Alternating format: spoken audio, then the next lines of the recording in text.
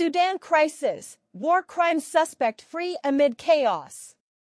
A former Sudanese politician wanted for alleged crimes against humanity has said that he and other former officials are no longer in jail following reports of a breakout. Ahmed Haroun was among those being held in Cobra prison in the capital Khartoum who are facing charges by the International Criminal Court, ICC. A ceasefire between fighting military factions largely appears to be holding. But there are doubts about both sides' commitment to a lasting peace. The conflict, which began on April 15, arose from a bitter power struggle between the leaders of Sudan's regular army and a rival paramilitary group, the Rapid Support Forces, RSF. Reports emerged earlier this week of a prison break at Cobra where Ahmed Haroun was serving a sentence alongside Omar al-Bashir, Sudan's former president. On Tuesday, Haroun confirmed in a statement aired on Sudan's Taiba TV that he and other Bashir loyalists who served under him had left the jail, but said he would be ready to appear before the judiciary whenever it was functioning. In an audio message circulating on social media, Haroun claimed the group had been aided in their escape by prison guards and the armed forces. "We made a decision to protect ourselves due to lack of security, water, food and treatment, as well as the death of many prisoners in Cobra," Haroun told Al-Sudani, a daily newspaper with ties to Bashir. Live updates: thousands make perilous escapes from Sudan. Haroun was a key player in the Sudanese government's brutal response to two long-running and still unresolved civil wars in Darfur, from 2003, and South Kordofan, from 2011. He was indicted by the ICC in 2007 for his alleged role in the atrocities in Darfur, described as the first genocide of the 21st century when he was the country's interior minister. He faces 20 counts of crimes against humanity and 22 counts of war crimes, with charges including murder, rape, persecution, and torture. He denies the charges. Mukesh Kapila, a former UN coordinator for Sudan, described Haroun as extremely dangerous and unreliable, adding he had many followers who have been lurking for the last 2 decades. This, plus other armed groups now coming out of the woodwork, really changes the dynamics in ways that are difficult to predict at the moment, but it's really bad news, he told the BBC World Service's NewsHour program.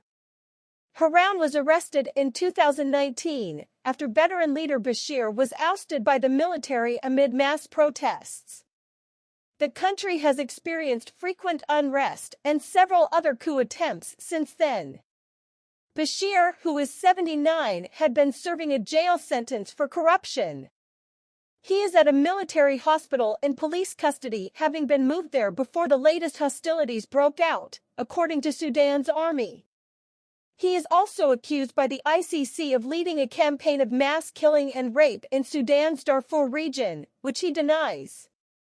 Why is fighting broken out in Sudan? The painful dilemma facing Khartoum residents: stay or go? Khartoum violence mapped as civilians flee. Sudan's Interior Ministry has accused the RSF of breaking into 5 prisons in the past few days, including Cobra, which Bashir had already left. Police said the raid led to the killing of 2 prison warders, and that the RSF released all who were being held there. The RSF has denied the allegations, claiming instead that the military forcibly evacuated the facility as part of a plan to restore Bashir to power. An army spokesman denied any army involvement, saying the military does not have any supervision over prisons. He said the military was coordinating with police to return inmates to prisons. But plenty of Sudanese will believe this is just the latest example of Gen Bourhan, leader of Sudan's armed forces, trying to restore Bashir's Islamist lieutenants to the forefront of Sudanese politics. The ceasefire in Sudan has allowed several countries to evacuate their nationals from the country.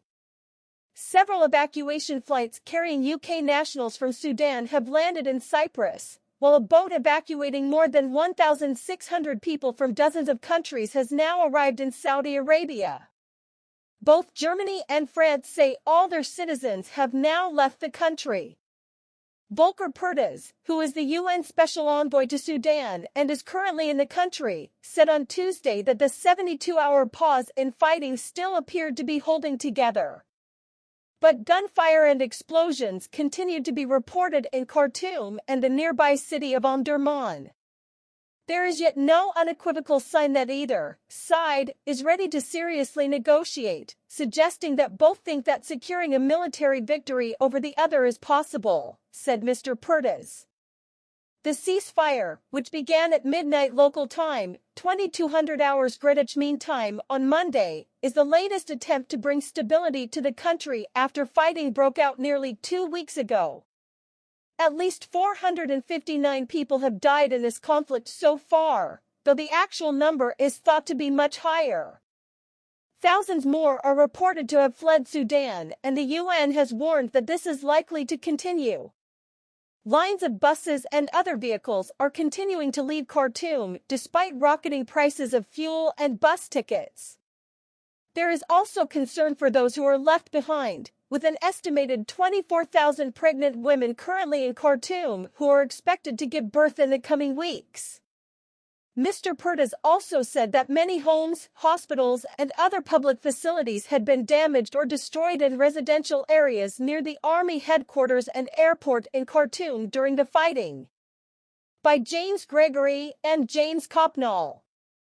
BBC News.